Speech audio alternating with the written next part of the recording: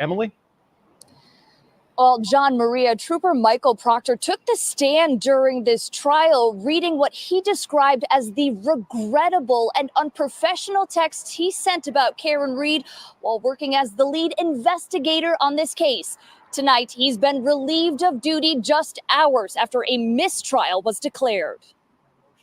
This is Trooper Michael Proctor on the stand during the trial, where he reads the crude and vulgar texts he sent during the murder investigation and admitted to drinking with a brother of a witness. Tonight, state police say he's being removed from the Norfolk County District Attorney's State Police Detectives Unit just hours after a mistrial was declared. Your service is complete. I'm declaring a mistrial in this case. The 6 women and 6 men tasked with deciding the fate of Kareen Read say they were deeply divided at an impossible impasse. Read is accused of hitting her Boston police officer boyfriend John O'Keefe with her SUV and leaving him in the snow to die. Our David Bienick covering the trial gavel to gavel, watching as jurors left the courthouse one last time. They filed out, most of them, in fact, all of them had their heads down, some with stern looks on their faces. At least a couple of them looked like they were angry and frustrated. Inside the courtroom, John O'Keefe's mother looked down, wiping her nose as Kareen Read hugged her father. Read and her attorney speaking on the courthouse steps, condemning prosecutors. They failed. They failed miserably, and they'll continue to fail. John O'Keefe's family and supporters walking down the same steps saying nothing. In a statement, the district attorney says they will retry the case and thanked O'Keefe's family, saying, quote, they maintained sight of the true core of this case to find justice for John O'Keefe. As for Trooper Michael Proctor, state police say he is relieved of duty effective immediately. That means he is still technically employed by the department, but cannot work cases or function as a trooper. It is a case that has... It's so important for police, detectives especially, to maintain an air of professionalism. And Proctor, by making those texts, whether it was on his phone or any phone, just destroyed all of his credibility as a witness. How can others trust you when you can write things about someone like that on your own phone? And you must maintain professionalism at all times, and that includes in your day-to-day activity, you know. And Brooklyn Janet, thank you so much for the $9.99 super sticker. I can't ignore experts that marks on arm with dog bites. ARCCA was scientifically based. PhD engineers said GAO was not killed by car. Video inverted on Sallyport misleads. Science trumps all.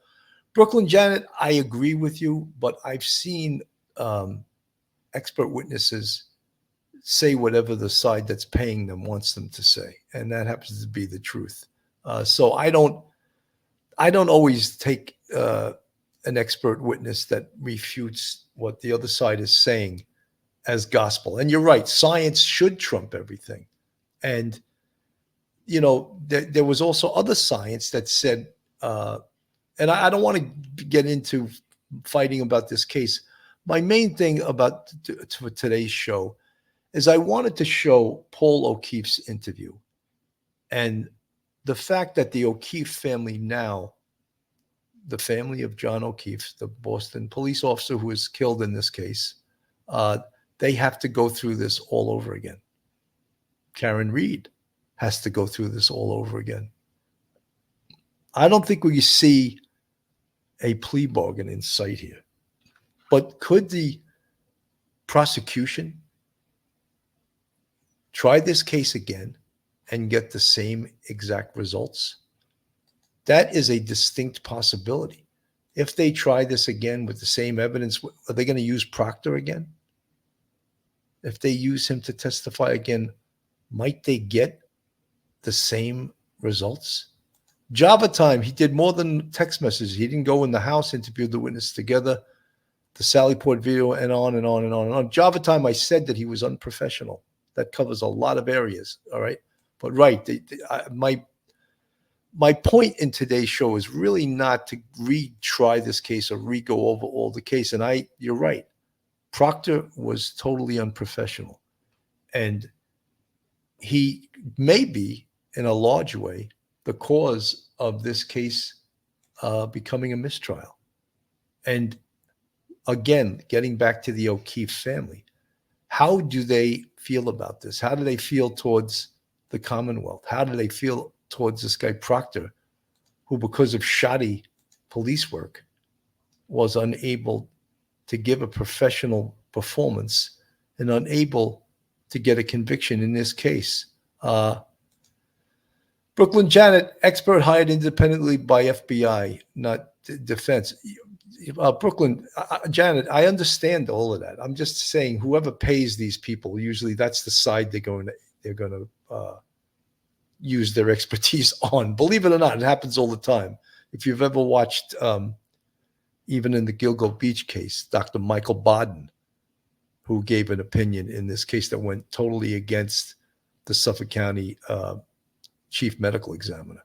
So I understand all of this. And also, you know, not to open up another Pandora's box, but the FBI also is not without sin. You know, let those without sin throw the first stone, right?